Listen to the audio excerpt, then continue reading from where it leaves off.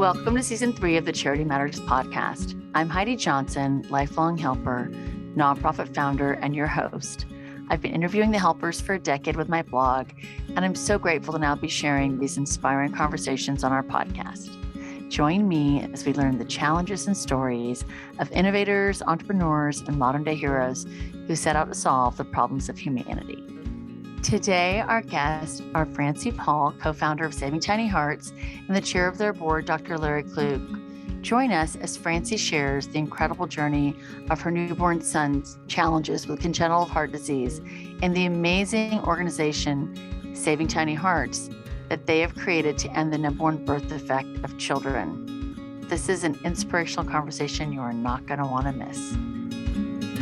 We are so excited today to have Francie Paul and Larry Kluge from the Saving Tiny Hearts Foundation. They are an incredible group of people that I've been fortunate enough to talk to. It's been a decade. February 2012 was the first time that I talked to Francie, and Francie was one of my very first interviews for Charity Matters. So it's really fantastic to have you back. So welcome, welcome, welcome. We're just thrilled and honored to be here, and it's so great to see you in person, and we're just so in awe and inspired by the work you do, and we're just thrilled to share Saving Tiny Hearts with you. Your service is so important. I mean, people don't realize how important charity matters, and your name and what you're doing and the people you're touching throughout the world and making a difference in terms of recognizing that there are so many people and so many charities that are in need of help. That we're not, the only ones, but certainly you're making a difference in helping all of those to make a difference. So we thank you for that. Thank you for blessing me with that. You guys are going to get me all weepy before we even start. Oh my gosh. Well, everyone who's listening doesn't necessarily know your story, so I don't want to spoil it because I do know it. And you guys are so special and the work you do is so amazing. And I have to say, in the 10 years of doing this work, I think there's only 2, 3, a tiny handful of people, not even a handful, that I have gone back and revisited. But your conversation left such an impact on my heart, and your story left such an impact that I just keep going back to you guys because I'm so inspired by what you're doing. And it's also really fun and exciting to see a decade later where you are. So I'm excited for all to share that with everybody today, because it's all so fantastic. It's all great. So for people who aren't familiar with Saving Tiny Hearts, tell us a little bit about, Larry, why don't you tell us what Saving Tiny Hearts does and your work. Tell us about what you do. Well, first and foremost, probably most people don't realize that congenital heart defects is the number one birth defect. It affects over 1 million children every year that are born with a congenital heart defect. And it's really so important that people don't realize. Everybody looks at cancer and some of the other things that strike ourselves. But unfortunately, congenital heart is the number one birth defect. And recognizing that, Francie and Brian, after giving birth to Joshua, became passionate about raising funds for that purpose, to raise money for research. And that's something that's intangible to many people. Research, because it's not an immediate answer. It's something that takes time. It's something that will take effort on the part of the researchers. And unfortunately, people don't realize that, and sometimes very reluctant to invest their time, effort, and money in that research. But recognizing how important it is, that difference in raising money for research makes a difference in the lives of children. And we've already found that was the case in terms of many of the projects that we have funded have actually changed and improved the lives of children born with CHD. Congenital heart defect. So in terms of that, this is what Saving Tiny Hearts does. Every day, we're looking to raise as much money as we can to fund as much research as we can. We have no paid employees. Nearly every dollar we raise goes to support research. And our funding is also a group that has less than 5% of everything we raise goes to support the marketing efforts. Right. Wow. Well, I think that, so often we're not proactive with problems. We're reactive, and you are trying to look ahead to the long-term solution. You're not looking for a Band-Aid. You're trying to find the absolute research to find the way to make this not exist anymore. I mean, and I think that there's something really amazing about that, and really smart. It's really smart too. It's just, there's so many things about it that are brilliant. So Francie, I know the story because it has just stayed with me so vividly. But people don't just wake up and start a nonprofit. There's a number of steps that happen along the way, and so share with us your story from giving birth to Joshua and kind of the things that happened in creating Saving Tiny Hearts. So we thought we were having a healthy baby. And at about 4 hours after he was born, doctors rushed in to tell us something was severely wrong with him. He actually got a 9 on his APGAR. But the doctor said he looked ashen from when he was born. And they put him on a pulse ox, and a healthy newborn breathes at 100%. And he was breathing below 50%. Oh, wow. And they had him on life support. And they were trying to find a hospital that would take him. So it was either Children's Hospital Milwaukee or Lurie, or Children's Memorial at the time. And I remember calling my mom and the nurse saying, "This is the first big thing you've done for your baby." And I didn't think anything of it because Brian was born with a minor murmur and it went away. And I had no idea. And at 4 days old, after our baby was stabilized, he had his first open heart surgery. And like Larry said, we had no idea that heart defects are the world's #1 birth defect. We didn't know that twice as many children die from heart defects than from all forms of pediatric cancer combined. We didn't know that funding for pediatric cancer is 5 times greater. And we didn't know it could happen to our baby. And Joshua was born with severe complex congenital heart disease. I had seen the movie Something the Lord Made when I was expecting, and it's about one of the first successful heart surgeries ever done, the Blalock-Taussig shunt. It's actually called the Blalock-Taussig-Thomas shunt because Dr. Vivian Thomas also was a part of that shunt with Dr. Blalock and Helen Taussig. And I had seen the movie Something the Lord Made. I was expecting, so I'm sorry to back up a little bit.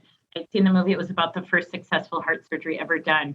Mm-hmm. And then at 4 days old, after my baby was stabilized, he had that very procedure. And here it was like so surreal because here in time, it was one of the first heart surgeries, and yet my baby was having that very procedure. So why has research not come so far?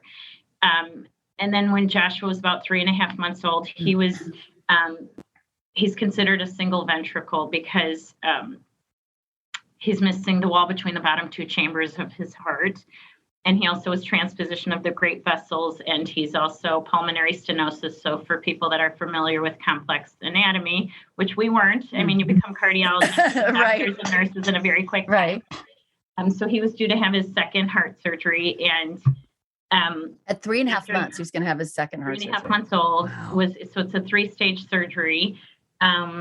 He's post-Fontan now, so that was his third open heart surgery. But after his second, doctors told us there was a desperate need to fund research that young, hungry, that's kind of how they, explained it to us. Scientists were being turned down for government funding because they didn't have enough funds to beef up their proposals, which is where we come in to provide the seed money for it all. And, it kind of, our website kind of talks about us being angry and searching litigation. And we kind of were upset with our OB going, how could you miss this? This was one of those things that I wanted to go back to Oprah and say, Oprah, you need to do a segment on what moms should look for in their ultrasounds, Right. Show me the 4 chambers of the heart. So I was so upset at my OB for missing it because God willing, they could have caught it.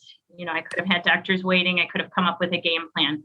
That wasn't the case. And we left the, lawyer's office, and Brian and I looked at each other and we're like, we need to start a foundation for heart defect research. We need to save his life and kids like him so that they can become adults, so that they can become grandparents one day, so that they can say it was because of everybody's help that saved their lives. And so it's kind of been our greatest effort in life is to fund research that could help these children so they can, so instead of what doctors say will be, we're trying to change the future for what can be, and just have seen the goodness and the best in everyone along the way.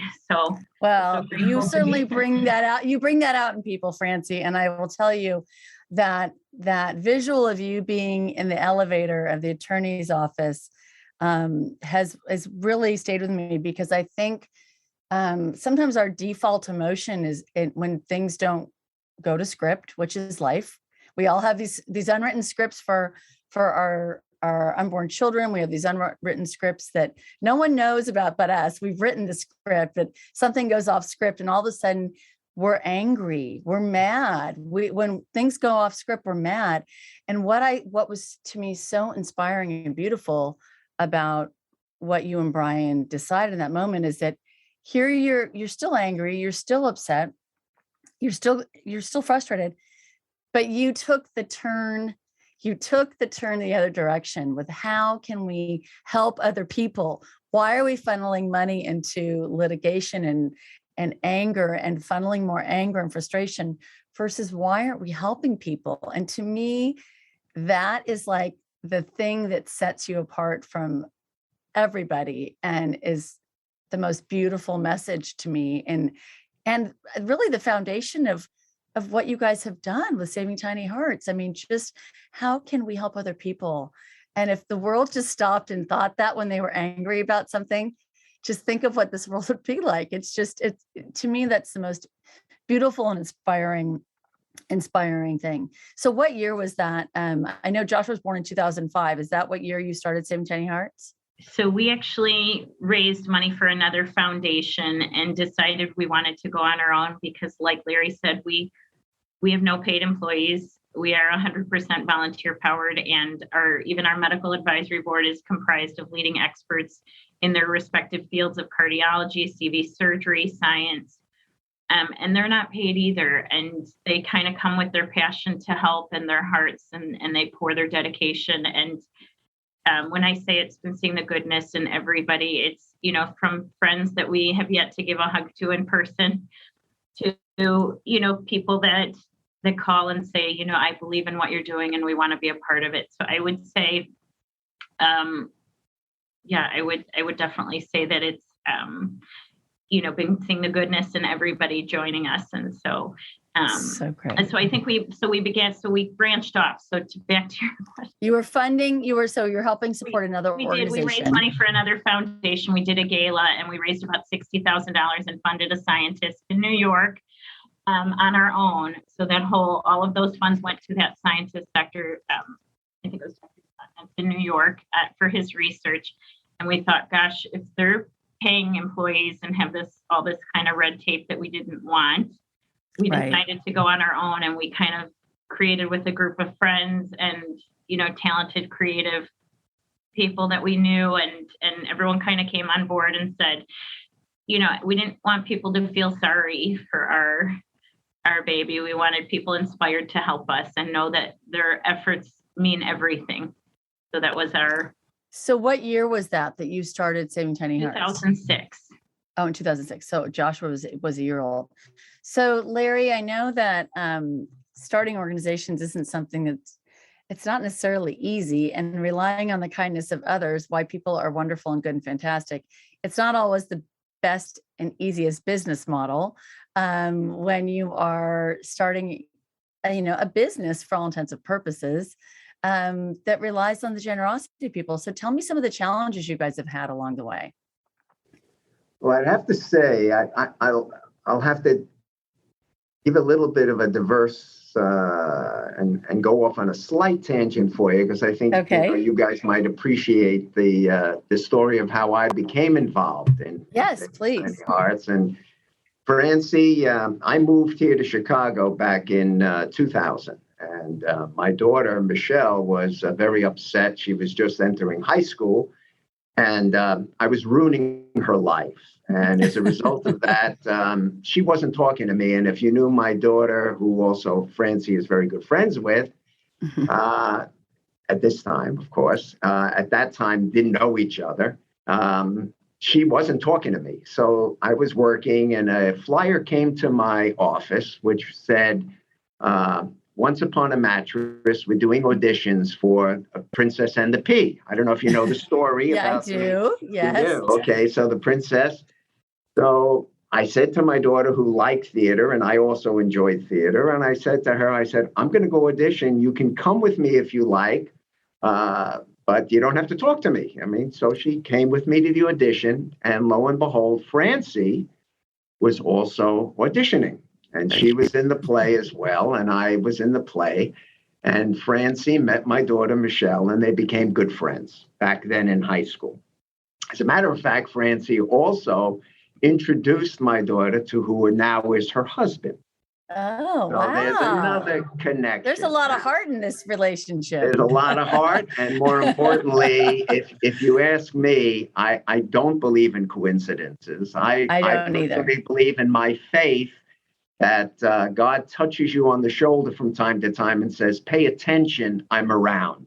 I agree. And I truly believe that that's the case. And as a result of my relationship and Francie and Michelle and their respective husbands, and then the Joshua being born, I was asked to join the board. And fortunately, I have had the privilege and the joy of just being involved with Francie and Brian. To know them, it's God made angels, and they are angels here on earth in terms of what they do. It's extraordinary what they accomplish. My participation pales in comparison to what passion they have, what they bring to the table, the people's lives they've touched, the care that they have. It's extraordinary. It's unfortunate, I was reading some of the questions you asked. It's unfortunate that we can't get to some of those families in this world that really could do so much more. I know they do a lot, right, but this is one area that if they knew about Saving Tiny Hearts, and I'm hoping that this opportunity will also avail and come to their attention as well, so that they can participate. So that's a little bit of how I got involved. I love that. I never knew about the Princess and the Pea, and I never knew that all the acting chops that were, in this cast of characters. I had no idea. I've known you for a decade, and I did not know the story. So I'm so grateful that you shared that, Larry. And just think about the journey. A decade-long journey of building an organization that's, and when I talked to you, it was, 4 or 5 years old. And now it's been 10 years since we've spoken. You guys are, how old are you? 15 years old? Is that how old? I'm trying to think. How old's Joshua? You know how old you're? Yeah, 15. 16. It's remarkable, right? So what have been some of the bumps along the way? Either one of you can take the question. I don't know. Francie, what do you think? Some of the challenges from when you started? So I always feel like we're kind of climbing that hill. Like I always feel like it's like Larry said, it's the outreach and kind of getting everybody inspired to join in. And, I think we are as big as everybody's creativity and everybody's help. We have an associate board of young professionals that are a part of Saving Tiny Hearts, and they're planning a walk. We have high school kids that just reached us and wanted to create a high school board.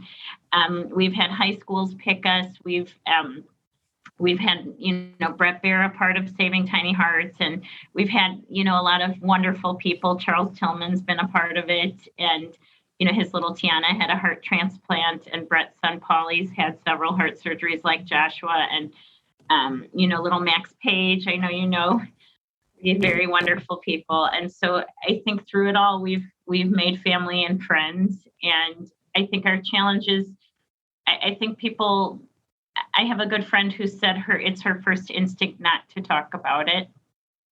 And I always say, well, if we don't talk about it, the world won't know that our kids need help. Right. Right. They cannot yet fix what Joshua has.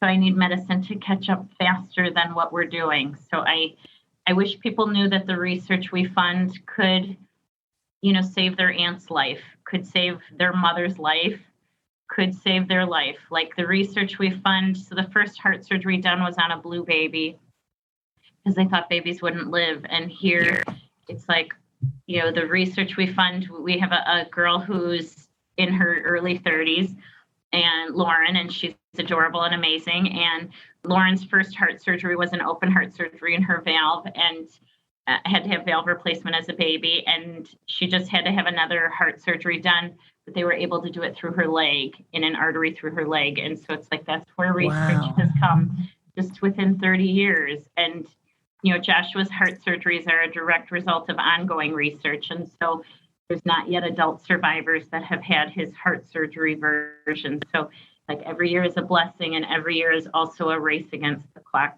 for me, that I feel like I could shout to the world and say, everybody, if you knew how much your money directly goes to the scientists that our medical advisory board decides, they deliberate, they score, they decide, similar to the NIH, and they only pick what is most worthy of a Saving Tiny Hearts grant. And if people knew, it's so fun to be a fly on the wall and hear these doctors deliberate. But if people knew that their money went to actually changing the world, like changing medicine and science, like how remarkable the future could be. Well, and you're racing to save your own child's life too. And thousands of other children, hundreds of thousands of other children, but you're also racing to save your own. And I can't even imagine what that race is like. It does. It's a huge issue. And the tens of millions of children who are living with it, that are born every year, another million are born with it. So you can just realize over the years of how many children are attaining that age in which it's going to be so important to say, hey, what do we do for these children now? For example, when you said 10 years ago, at one of our very first studies that was funded by us here in Chicago was to study the building of a heart, actually in the lab. And he went out to Washington, got another position there, and then came back now at Children's. Yeah. And what's really very interesting is, if you've read any of the literature recently and of the stories that have just recently come out, they've just recently built a pig's heart and transplanted it into a human. And this I have not seen that. Just received, and we can send you the information. Wow. It's remarkable, but that really is research that came and stemmed from the research that we were doing in the lab, that we funded with few dollars, that have made such a difference in terms of actually creating a pig that had the same structure and genes that the stem cells from the recipient. It's remarkable. We funded the machine that this doctor took to take a heart, fully, completely strip it of cells, bleach it of cells, and then he dripped the intended patient's stem cells. So from a finger prick, he would take cells from the intended patient. So the hope is that children and adults could save their own lives using their own tissue, and organ rejection would be a thing of the past. And like Larry said, all of these dreams and hopes from that seed money that we gave that doctor 10 years ago is becoming realized, that that they've created a beating heart from a pig, from a cadaver heart, and they're able to, and we're hoping, it kind of transcends to all fields of medicine, that not only could people save their own lives using their own tissue, but organ transplantation, even though that's a modern miracle, can even take us another step to what will happen for our children, that they could save their own lives using their own tissue, which is amazing now. So you're talking a little bit about some of the impact of your study. So tell us some more. I always say I have a love-hate relationship with the word impact. I really, I run a nonprofit, during the day, and I have to submit to grants, and I have to say our impact. And, I teach youth leadership. So how do you impact when a child becomes a leadership? How do you show impact of a child becoming something, this, that, and whatever? And measuring impact is something that is not always an easy thing to do. But for some of the things that you're doing, obviously your impact has been vast. So there is no impact for saving a child's life. There is no measurement. There is no impact study to say we've saved this child's life because of what we've done. But give us some more of some of the impact your research has had. Obviously, you just shared a couple of them for us. What are the things do you think where do you feel like you've seen the impact? So I would say Larry can talk about research better than I can, but I can share a quick story about a boy. His name was Gray, and Gray collapsed on a hockey rink, and from sudden cardiac death, that's the title of what it's called. And it just so happens that one of Joshua's CV surgery nurses was dating the ref. And so she ran in, people were wafting him and, trying to do CPR. And she said, call 911, get me the AED. So she did CPR on him, used the AED and saved his life. We had Gray come to our gala. It happened to be, I think, was it homecoming or prom? And so he brought his date. Oh, our DJ played a song for him and his cute date. And Gray got up there and said, I'm one in a million kids this happens to. And we had a doctor come up whose research we funded. And he said, you're not one in a million. This happens more than you realize.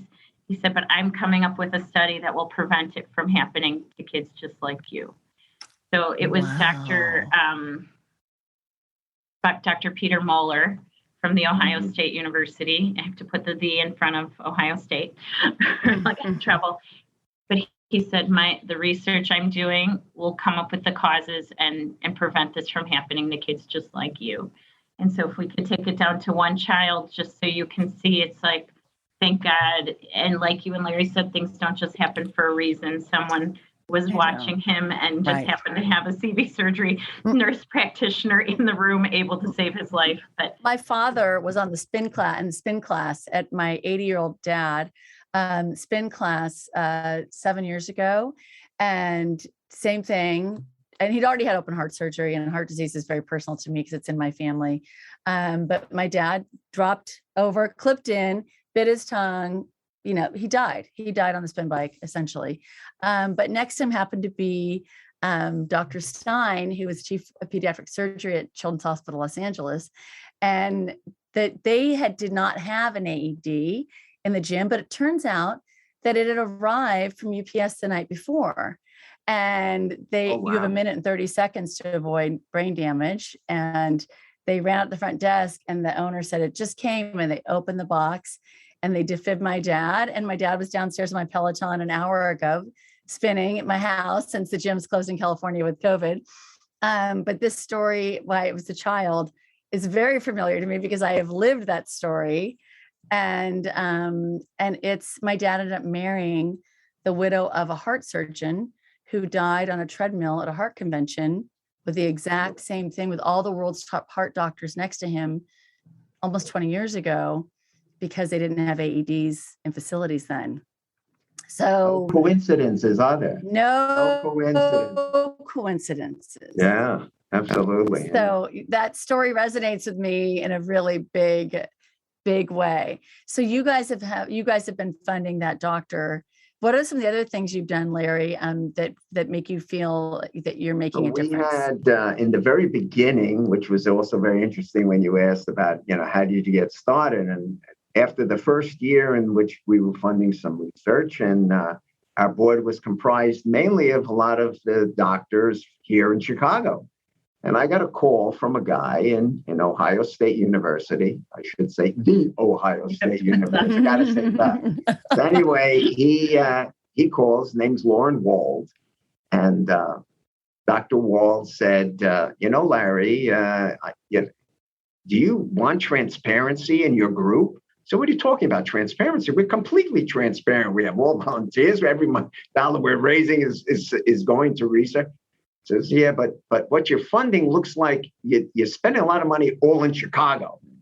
I said, this very interesting. Yes, I think you're right. I said, would you put your money where your mouth is? If you're that interested, how about getting involved? And why don't you take the reins of the medical advisory board and see what you can do?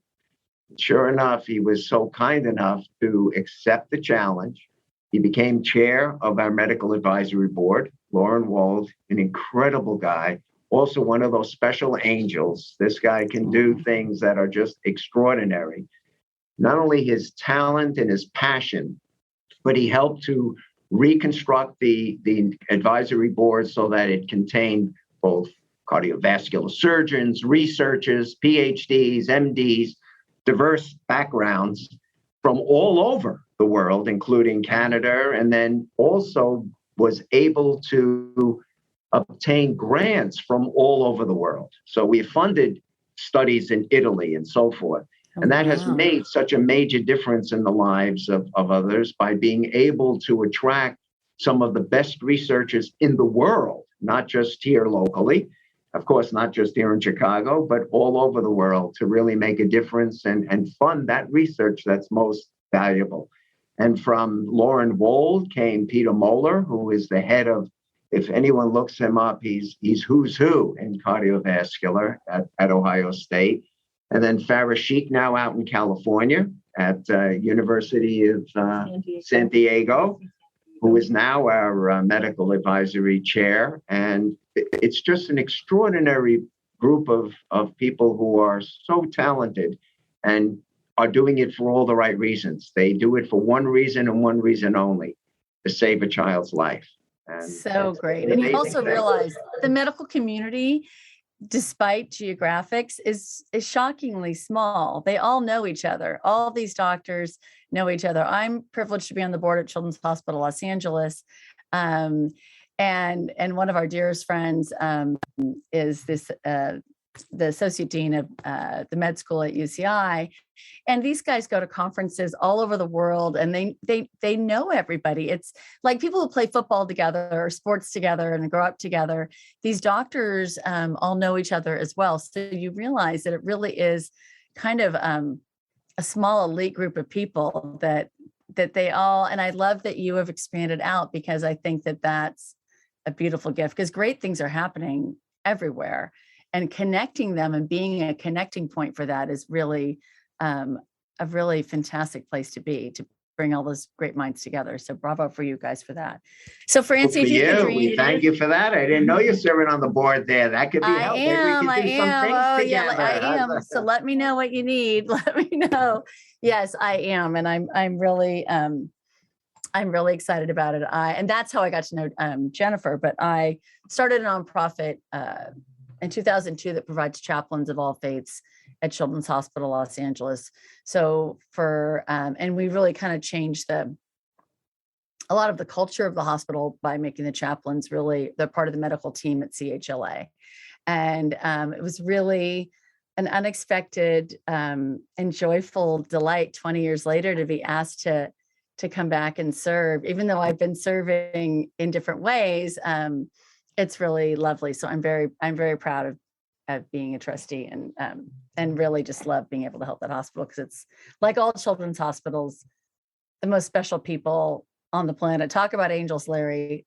Everyone who works in a children's hospital has wings, in my opinion. They are the best of the best as far as humanity gets, in my book. But Francie, tell me, if you could have any dream, and I'm taking that I might know the answer, but I'm going to ask the question anyways. Any dream for saving tiny hearts? What does that look like? What is the dream? So I think we'd love to create a world without congenital heart disease, and that one day we won't be needed. That I just, really pray with all my heart that we are able to, like you said, kind of reach everybody and, so that this doesn't happen to another child, but it's also for adults too, that we can kind of, create a Larry, help me with the best word I'm trying to come up with. I feel like if we can create a world without congenital heart disease, that would be a dream. I mean, I dream for Joshua to be a grandparent one day, able to thank everybody for their kindness that helped to save his life and kids just like him. I worry as he gets bigger, the worry for all my kids is there, but I look at other kids just like him, and we know of, several amazing young adults, and it's like, I want them the same for them. It's like it's as if they're my kids too. We have a friend whose daughter had 5 open heart surgeries, Haley, and Haley's just got married, and I want her to be a mom one day and have her life. And I just hope that the research we fund helps young adults and, even older adults and babies. And I know, the research we've funded has already, helped in the lab and helped in how they perform procedures. It's just, I just hope we can reach more people. And diagnostics has gotten so much better from some of the research we funded in terms of being able to do embryonic procedures that have never been performed before. You know this. You know this at Children's in Los Angeles and what they're doing. It's remarkable. It's remarkable. So we're getting almost to the point where we can say we are really not only making a difference, but the research and that which is being done, both diagnosis and treatments, are so much better than they were a decade ago. It's like eons past what we ever could have expected. And even a young man that started with us many years ago, he's a musician who's a very talented musician from Salt Lake City, who got involved with us, also personally had a heart transplant, had written some beautiful music for us, and had been involved with our group and served on our board. Paul Cardall, great guy. Tommy Riles, he's a CHLA patient. His little Barbara Ann had surgery with Dr. Starnes, so we know your neck of the woods pretty well. And and that must give you, like you said, that must give you such hope when you see the beautiful lives that people are living, and living full and joyful lives, and the quality of your life. I mean, that's at the end of the day. My mom died, at 60 years old, and she was hit by a bus. And she had a remarkable life, and she had a wonderful life, and her life might not have been the longest life in the world, but every day of her life was joyful and fantastic. And I've thought about it a lot. She's been gone almost 20 years. And I don't think she would have it any other way. Of course, would she want to be here? Yes. But she lived this incredible life. And I think your perspective on life sometimes changes when you go through these things. At least mine has, as far as like my mother, dying, what I would say relatively young, that you appreciate every moment and you treasure everything. And when you see that heart patient, that girl who gets married, people probably didn't think she was ever going to live that long. And now she's married, and you see someone living a joyful life. It reminds us all that every moment is a gift, and it's how you live it and you use that precious time that we're given, that I think people just don't think about it. And why it's a curse in so many ways for you, it's really a blessing in so many ways in the way you live your life, Francie, and raise your family and your boys. I think we never took a moment for granted. We never did. And then even with, having a baby with heart disease, you're right. You see every moment and every day, and they just continue to amaze you. I feel like I'm always telling new moms that reach me, it's like, catch your breath. Your baby will continue to amaze you, because I feel like people in those small moments when you're in the hospital, you don't see beyond, and I know when there's tragedy and something horrendous hits, it's like, oh my gosh, the sun will come out. We will be. It does. Everyone has challenges. I mean, there is not a family in the world that within their family doesn't have some challenge that they're faced with at some point in their lives. It's life. Something. Right. It's what it's all about. And charity matters. What you're doing, Heidi, also, I have to say, people always ask the question, if you're involved in one charity only, is that what you do? Is that the only charity you contribute to? Is that the only thing you do? And of course, that's not the case. That charity is diverse, and there is so much that is needed whether it be St. Jude's or this one or that cancer research or anything else. That's what we're here for, to help others try to improve their lives, make a difference in the lives of others. So yes, Saving Tiny Hearts is one where we have a passion for and we focus, but certainly when we're asked, do we contribute to any others? Absolutely. And we would always tell everyone. And that's what you do, Heidi. That's what you're doing in what you're doing daily.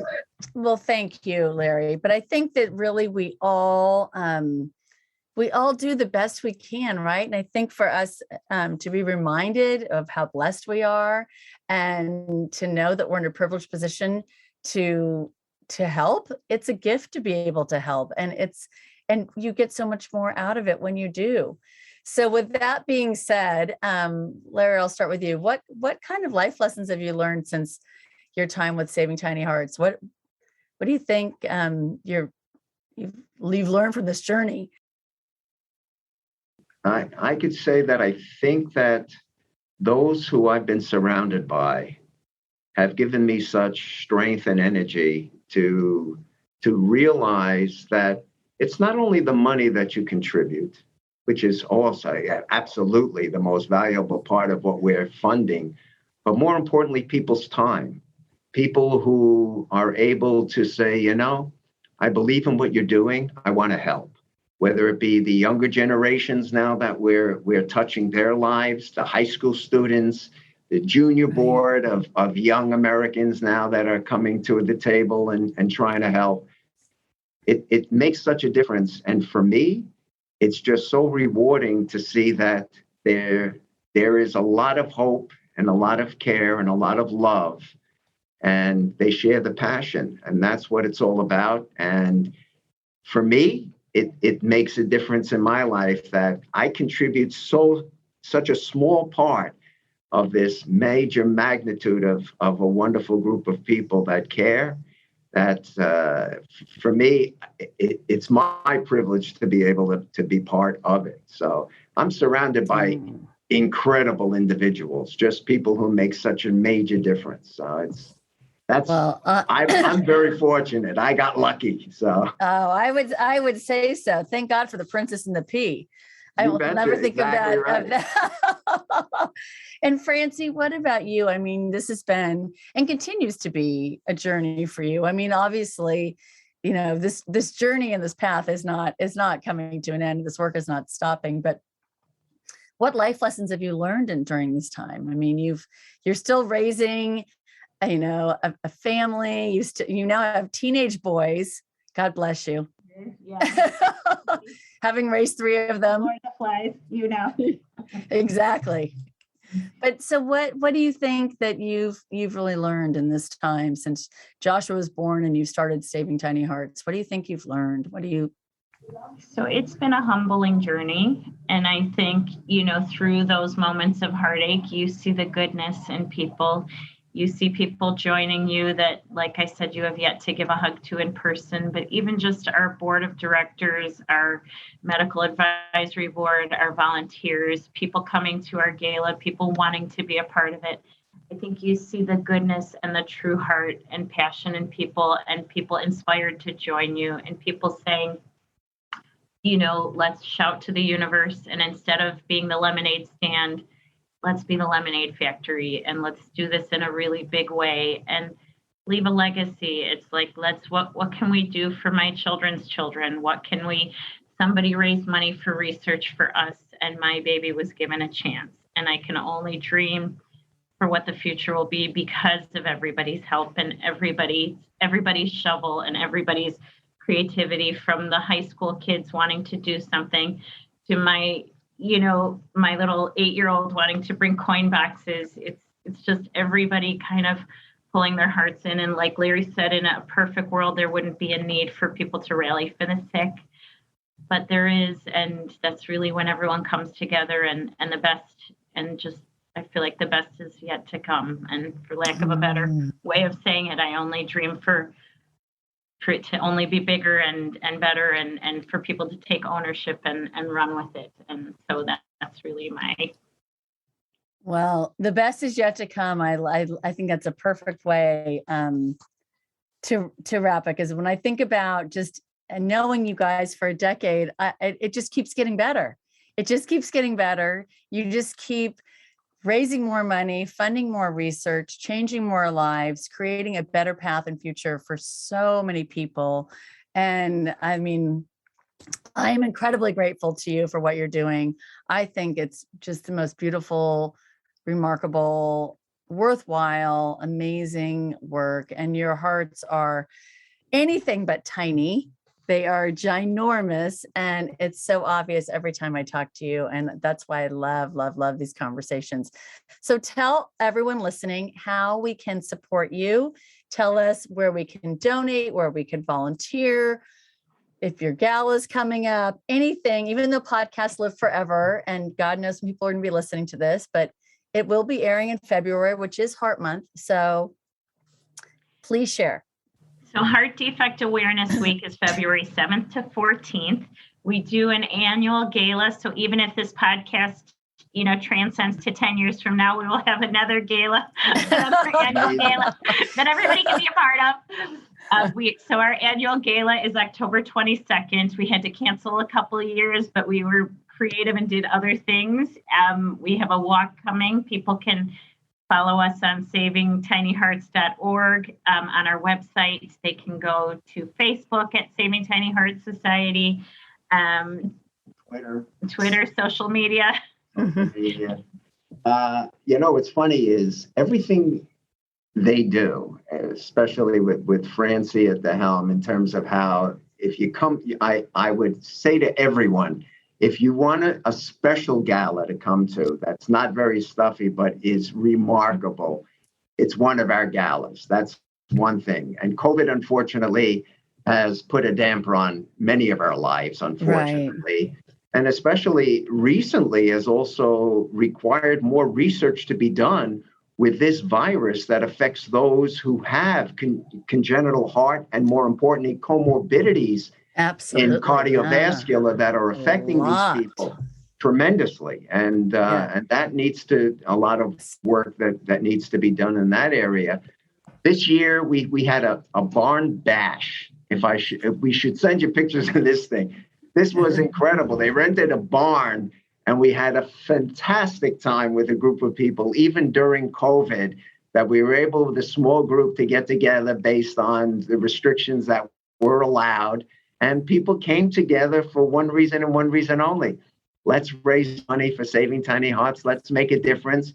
Let's have a good time at the same time. So love that. I love that. The show must go on. The show does. And it goes on in other states too. We have a friend, Tina, who does something in honor of her son, Miles. And we've had Colby Red Wine from California be a part of Saving Tiny Hearts. Colby's had several heart surgeries too, and he created a wine to raise money for heart defect research. So Tommy Riles from Los Angeles has been a part of Saving Tiny Hearts because of his Barbara Ann. I know I told you about her, but we kind of it's not just local in Chicago, it's kind of everywhere. And, everyone's creativity, really means everything to us. And so even during COVID, when research dollars are needed more than ever, people are still, being super creative and coming up with, we did a virtual poker event. We're doing, so fun. So we're trying to be, creative wherever you're at. So I hear you. I hear you.